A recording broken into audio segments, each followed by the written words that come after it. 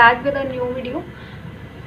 हमने अभी last previous science NCERT का जो पोर्शन हम कर रहे थे उसमें जो प्रीवियस चैप्टर हम देख रहे थे मेटल एंड नॉन मेटल, अभी तक हमने उसमें कंप्लीट किया था।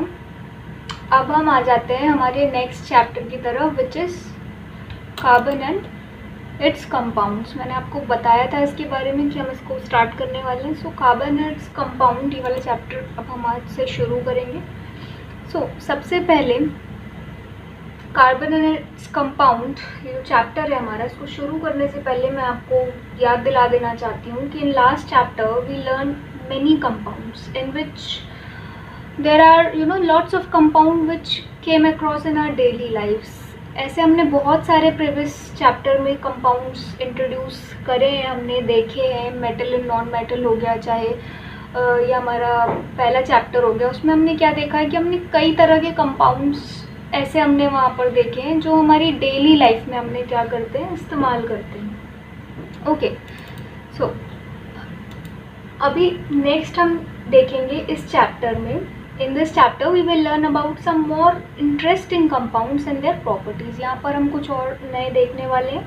सबसे पहले तो हम देख लेते हैं, आपके जो चैप्टर है, इस चैप्टर का नाम है कार्बन एंड इट्स कंपाउंड। तो डेफिनेटली हम यहाँ पर हम कंपाउंड्स देखने वाले हैं नए, जो कि किसके कंपाउंड्स होंगे, कार्बन के कंपाउंड्स होंगे। ओके, सबसे पहले ये देख लीजिए कि कार्बन, आखिर हमारी पीरियोडिक टेबल में कार्बन एक ऐसा एलिमेंट या इतना स्पेशल एलिमेंट क्यों है कि उसको हम सेपरेटली पढ़ते हैं।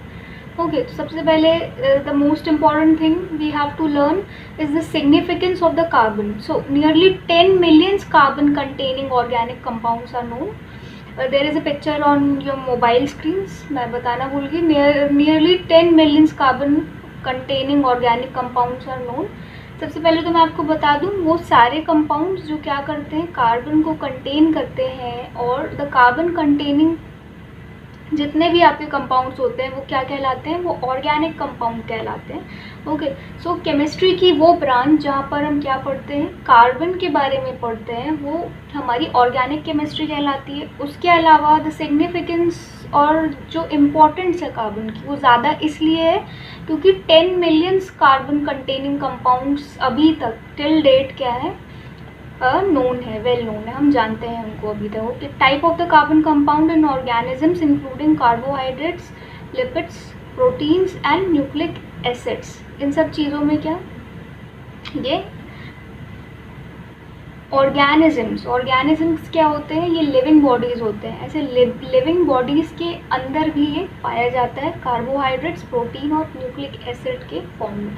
Carbon can bond with a wide variety of the other elements forming a variety of very large and the complex molecules including hydrogen, oxygen and nitrogen. अभी इसके बारे में हम फर्दर आगे पढ़ेंगे कि कार्बन जो है किस तरीके से वर्सेटाइल है नेचर में, और किस तरीके से वो क्या करता है, बहुत जल्दी बॉन्डिंग कर लेता है किसके साथ, दूसरे अदर मेटल्स के साथ। और मैक्सिमम जिन मेटल्स और एलिमेंट्स के साथ, आई मस्ट से एलिमेंट के साथ वो क्या करता है, बॉन्डिंग करता है, those are hydrogen, oxygen and nitrogen. Carbon can also be bond to the other carbons, may form single, double और द ट्रिपल बॉन्ड। और ये सिंगल, डबल और ट्रिपल बॉन्ड बनाता है। और ये किस तरीके से होगा, ये हम अभी आगे फर्दर देखेंगे। उसके अलावा अगर मैं आपसे बात करूं, हम बात करें अकरेंस की बात करें कि कार्बन होता कहाँ है, तो in your book there is some information provided. 0.02% carbon in the form of the minerals. ये हमें कहाँ मिलता है, क्रस्ट पे मिलता है। ओके, अर्थ की क्रस्ट पे मिलता है। और एटमॉस्फेयर की बात करें तो 0.03% कार्बन डाइऑक्साइड क्या है, हमारे एटमॉस्फेयर में एज अ एयर के रूप में है। So occurrence of carbon, there is one more picture on your mobile screen, and there have written some lines as well. Carbon is found in the atmosphere, inside the earth crust, and in all living organism. Carbon is present in fuel like wood, coal, charcoal, coke, petroleum, natural gases, biogases, marsh gases, etc. Carbon is present in compounds like carbonates, hydrogen carbonates, etc. Carbon is found in the free state as diamond, graphite, fullerene. ये जो diamond, graphite and फुलरीन्स है, ये इसके allotropes होते हैं। इसको हम आगे फर्दर अभी सेपरेटली काफ़ी डिस्कस करेंगे इसको डिटेल स्टडीज़ के तौर पे। उसके अलावा यहाँ पे कार्बन कहाँ कहाँ प्रेजेंट प्रेजेंट होता है कार्बोनेट्स के तौर पे, हाइड्रोकार्बोनेट्स के तौर पे, है ना। Would, charcoal, Coke, petroleum, natural gases, biogases इस फॉर्म में भी हमको मिलता है। उसके अलावा हमको अर्थ क्रस्ट से भी मिलता है। सो ये बात हो गई इसके अपीयरेंस की। ओके, देखिए अब मैं आपको बता दूं, अभी मैंने आपको डेटा बताया कि 0.3% ये हमको कार्बन डाइऑक्साइड के फॉर्म में हमारे आसपास है एटमॉस्फेयर में, और 0.02% के फॉर्म में ये हम एज ए मिनरल फॉर्म में हमारे अर्थ क्रस्ट पे। तो देखिए ये काफ़ी छोटा नंबर है, that's a very tiny or very small amount of the carbon actually available in nature. Okay, actually it is a very much little or very less percentage compare to the other minerals, but एक बहुत ज़्यादा important चीज़ है, very important thing is that the importance of the carbon is immense. Okay, मतलब carbon का जो एक importance है, and why we are actually studying the carbon as a separate branch of the chemistry. Okay, कुछ तो important होगा ही। तो इसके इम्पोर्टेंस को देखते हुए यहाँ पर हम इसकी डिटेल स्टडी करने वाले हैं आगे। In this chapter we will know about the properties of the carbon which makes carbon so important। यहाँ पर हम exactly यही देखने वाले हैं, यही हमको पता करना है कि exactly what kind of the properties carbon actually having or possessing so that it becomes that much important for us। okay, ये तो हो गया। ये तो एज ए इंट्रोडक्शन मैंने आपको दे दिया कि ये चैप्टर किस तरीके का होने वाला है और हम इसमें क्या क्या पढ़ने वाले हैं। इसके अलावा हम शुरू कहाँ से करेंगे, हम बॉन्डिंग इन द कार्बन से यहाँ पर शुरू करेंगे कि कार्बन में बॉन्डिंग्स किस तरह से होती हैं। इसको मैं शुरू कराने से पहले मैं अपन एक बार एक रिकैप ले लेते हैं। In the previous chapter we have learn about the ionic compounds. अगर आपको याद हो, मेटल एंड नॉन मेटल में हमने आयनिक कंपाउंड के बारे में पढ़ा था। सो आयनिक कंपाउंड, ये आपके सामने एक आपके मोबाइल स्क्रीन पे दे रहे picture about some definitions and कुछ important fact about the ionic compounds थे। आप इसको रीड कर सकते हैं। प्रीवियस वीडियो में मैंने ये सब कुछ कराया है। So go through my previous video to understand my upcoming and on going videos in much precise way children's. So ionic compound जो होते हैं, आयनिक कंपाउंड क्या करते हैं, यहाँ पर हम इलेक्ट्रॉन्स को शेयर करते हैं। इलेक्ट्रॉन्स को शेयर करने से होता क्या है, जो हमारा जो कंपाउंड होता है वो इलेक्ट्रिकली चार्ज हो जाता है, मतलब एनायन और कैटायन वहाँ पर हमको क्या मिल जाते हैं, अवेलेबल हो जाते हैं। ओके, यहाँ पर एक एग्जांपल और है, यहाँ पर how ionic compounds are form. NaCl का यहाँ पर एग्जांपल है, आप देख सकते हैं यहाँ पे किस तरीके से क्या हो रहा है, इलेक्ट्रॉन्स क्या कर रहे हैं, शेयर कर रहे हैं। ओके, और किस तरीके से Na हमारा पॉजिटिव होता है और Cl हमारा नेगेटिव होता है। ओके, सो ये तो बात हो गई किसकी, आयनिक कंपाउंड्स की। आयनिक कंपाउंड्स की कुछ बेसिक सी प्रॉपर्टीज़ अगर मैं आपको रिकॉल करा दूं तो बेसिक प्रॉपर्टीज़ में उसका क्या होता है कि melting and boiling points are high in the ionic compounds, and उसके साथ साथ एक चीज़ और बहुत ज़्यादा इंपॉर्टेंट कि दे आर इलेक्ट्रिकली, ये क्या होते हैं, चार्ज होते हैं, मतलब they are the good conductor of electricity and heat. Okay, क्योंकि there are the availability of the free charges. उसके अलावा एक चीज़ और अगर आप देख लें प्रॉपर्टीज़, अगर हम कुछ प्रॉपर्टीज़ कार्बन कंपाउंड की देख लें, अभी हमको चेक ये करना है कि हमारे जो कार्बन कंपाउंड्स हैं क्या वो आयनिक कंपाउंड बना के, आयनिक कंपाउंड वाली मेथड फॉलो करके बॉन्डिंग कर पाते हैं या नहीं कर पाते हैं। तो उसके लिए हम एक छोटा सा टेस्ट करते हैं। तो उस टेस्ट में हम क्या देखते हैं, कार्बन कंपाउंड जो हमारे होते हैं, कार्बन कंपाउंड्स, अभी आपके सामने एक टेबल है, उस टेबल में कुछ आपके पास आपने एसिड एंड बेस में आपने देखा होगा, तो उसमें कुछ आपके पास कंपाउंड्स है। ये कंपाउंड्स मैंने आपको उसी टाइम बताया था कि कैसे हैं, ये सारे के सारे कंपाउंड्स आपके पुअर कंडक्टर ऑफ इलेक्ट्रिसिटी हैं, उतने अच्छे कंडक्टर नहीं हैं और actually they are the organic compound. So इससे एक चीज़ ये पता चलती है हमको कि जो कार्बन कंपाउंड होते हैं या ऑर्गेनिक कंपाउंड्स होते हैं, they are the poor conductor of electricity. और अगर वो पुअर कंडक्टर ऑफ इलेक्ट्रिसिटी है, मतलब वहाँ पर आपके फ्री इलेक्ट्रॉन्स नहीं है, मतलब वहाँ पर जब बॉन्डिंग होती है तो वहाँ पर आपके एनायन और कैटायन आपको नहीं मिलते होंगे। ठीक है, तो इससे एक हमको ये चीज़ पता चल गई है कि आयनिक कंपाउंड यहाँ पर बनना थोड़ा सा मुश्किल लग रहा है। ठीक है, now if discuss about the second thing, so we also find that the melting and the boiling point are also low. हम अगर एक चीज़ और देखी जाए तो ये जो कंपाउंड्स हमारे हैं टेबल में दिए हुए, ये कंपाउंड्स कैसे होते हैं कि इनके जो मेल्टिंग और बॉइलिंग पॉइंट होते हैं वो कैसे होते हैं, कंपैरेटिवली लो होते हैं। कंपैरेटिवली लो होते हैं, किसके कंपैरिजन में लो होते हैं, ये आयनिक कंपाउंड के कंपैरिजन में लो होते हैं। Okay, we can now conclude that forces of attraction between the molecules of the carbon compounds are very weak.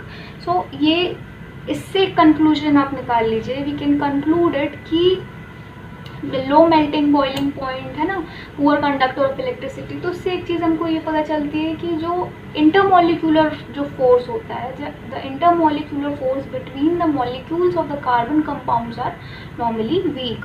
उनके जो इंटरमोलिकुलर फोर्स होते हैं वो कैसे होते हैं, वीक होते हैं। Since these compounds are the largely non-conductor of the electricity, we can conclude that the bonding is in these compound does not give rise to any ions। तो आपको एक चीज़ और क्या पता चलती है कि वो किसी भी तरह का क्या नहीं करते, आयंस को क्या नहीं करते, वहाँ पर आयंस वहाँ पर प्रोड्यूस किसी भी हालत में नहीं होते हैं। ओके, यहाँ प्रीवियस स्लाइड्स में आप देख चुके हैं, प्रीवियस स्लाइड्स में मैंने आपको लगाया था, क्या लगाया था कि poor conductor of electricity, no charge particles, electricity does not flow, plastic, rubber. ये भी एग्जाम्पल है हमारे किसकी, कार्बन कंपाउंड या ऑर्गेनिक कंपाउंड्स की। उसके अलावा अगर देख लिया जाए तो सिंपल मॉलिक्यूलर कंपाउंड देखा जाए तो यहाँ पर मैंने और 2 पिक्चर्स लगाई हुई थी, आप उसको देख सकते हैं। और फाइनली हम किस कंक्लूजन पे पहुँचे हैं कि वहाँ पर आयंस जो होते हैं वो प्रोड्यूस नहीं होते हैं। Okay, so in class 9th we learn about the electronic configuration of the carbon. मैंने आपको बताया था ये चीज़ कि इलेक्ट्रॉनिक कन्फिग्रेशन आपने 9th क्लास में अच्छे से, काफ़ी अच्छे से किया हुआ है। तो if let's have a look at the electronic configuration of carbon. देखिए, there is a picture on your mobile screen which is actually the electronic configuration of the carbon. So the okay, let me just read this, 1s2 2s2 2p6, ये आपका क्या होता है, electronic configuration of carbon, ये आपकी हो जाती है। ओके, सो इससे आपको KLMN, ठीक है, ये जो मैंने अभी बोला अल्फ़ाबेट्स, ये एक्चुअली क्या है, लेवल ऑफ शेल्स होते हैं। इन शेल्स में क्या होता है, SPDF में जितने जितने इलेक्ट्रॉन्स आपके क्या होते हैं, हाफ फिल्ड या फुल फिल्ड होते हैं, तो उतने इलेक्ट्रॉन्स को क्या करना होता है, होल्ड करना होता है। यहाँ पे लिखा हुआ है S holds up to 2 electrons, P holds up to 6 electrons and D holds up to 10 electrons. Okay, यहाँ पर ये आपको ऑलरेडी लिखा हुआ है। सो आप क्या देख रहे हैं, जो कार्बन है आपका, कार्बन का जो लास्ट शेल है, लास्ट शेल मैंने आपको बताया था क्या होता है, वैलेंस शेल होता है। ये प्रीवियस वीडियोज़ में क्लियरली आपको वहाँ पर अवेलेबल है कि what do we mean by the valence electron, what is the valence shell, ठीक है, ये सब हमने प्रीवियस वीडियोस में देखा था। तो यहाँ पर अगर देखा जाए तो वैलेंस शेल या फिर आउटर मोस्ट शेल इसकी क्या है, जो आउटर मोस्ट शेल इसकी है L, उस आउटर मोस्ट शेल में जो नंबर ऑफ इलेक्ट्रॉन्स अवेलेबल हैं वो कितने हैं, 4 हैं। ओके, बट इसमें होने कितने चाहिए, 6, P के पास होने चाहिए 6, S के पास होने चाहिए 2, तो 6 और 2 8 होते हैं, बट 8 नहीं है यहाँ पर। कितने हैं, there are only 4 electrons are there, मतलब कितने इलेक्ट्रॉन्स यहाँ पे गायब हैं, तो 4 इलेक्ट्रॉन हमारे पास गायब है। ओके, सो इसलिए भी यहाँ पर कार्बन को हम क्या बोलते हैं, कार्बन की वैलेंसी कैसी है, टेट्रावैलेंसी। कार्बन की वैलेंसी कैसी है, टेट्रावैलेंसी। मतलब इसको नोबल गैस का अगर कन्फिग्रेशन एक्वायर करना है, वो जो कि हर एलिमेंट को करना ही होता है, जो कि हमारा क्या होता है, ऑक्टेट रूल होता है। There is again a different picture on your mobile screen which is atoms tend to gain or lose electrons in order to achieve the electronic configuration of a noble gas. हमको सारे के सारे elements का जो एक गोल होता है वो क्या होता है, ऑक्टेट जो रूल होता है उसको हमको फुलफिल करना होता है, मतलब नोबल गैस के कन्फिग्रेशन को हमको अचीव करना होता है। सो अगर हमको कार्बन का ऑक्टेट क्या करना है, कंप्लीट करना है, तो उसके लिए हमको उसके आउटर मोस्ट शेल में 4 इलेक्ट्रॉन्स की क्या होने वाली है, ज़रूरत होने वाली है। ओके, 4 इलेक्ट्रॉन्स की हमको वहाँ पर ज़रूरत होने वाली है, ठीक है। सो अभी अगर हम यहाँ पे देखें, अभी हम अगर यहाँ पर एक चीज़ देखें कि elements forming ionic compound achieving this by either gaining or losing electrons from outer most shell.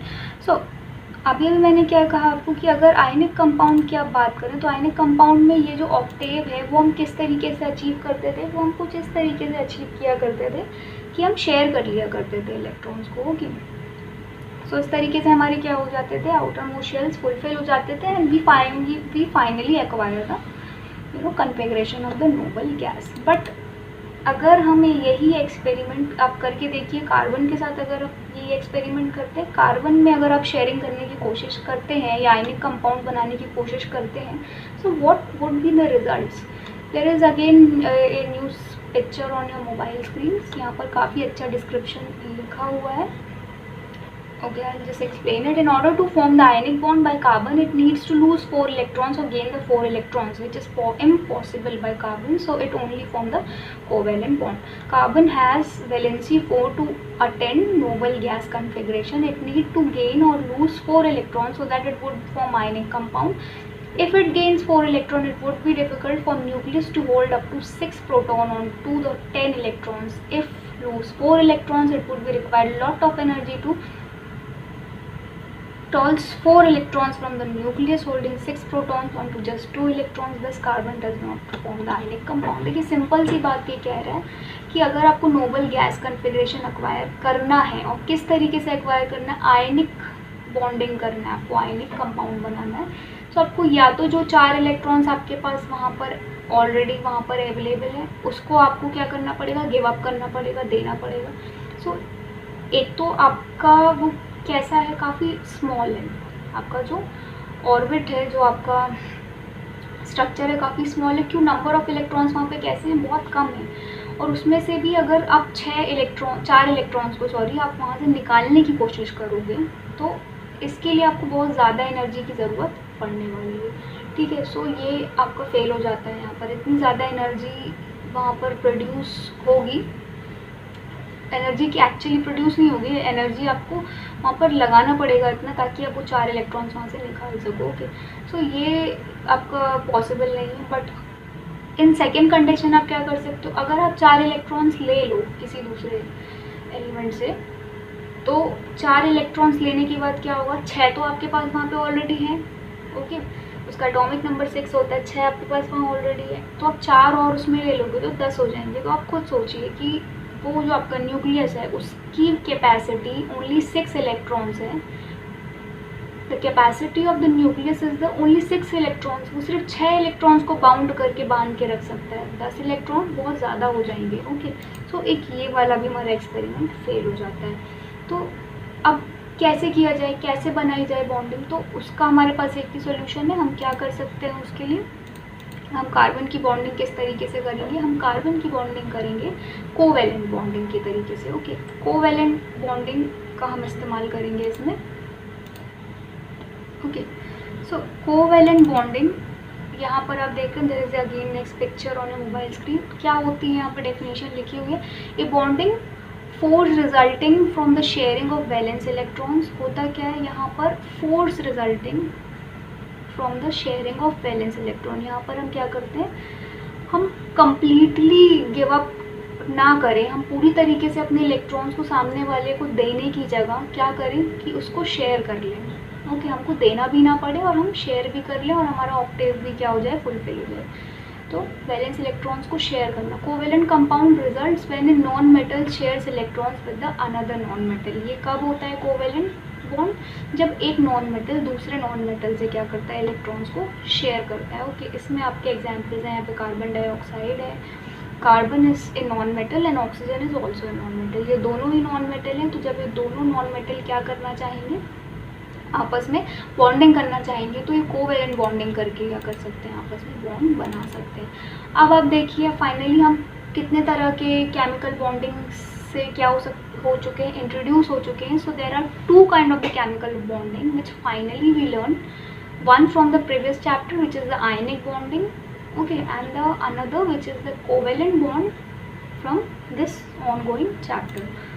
Okay, so यहाँ पर कुछ डिफरेंस होते हैं किसमें, कोवेलेंट बॉन्डिंग में और आयनिक बॉन्डिंग में। आयनिक बॉन्डिंग में मैं आपको बता चुकी हूँ, high melting and boiling point, good conductor of electricity.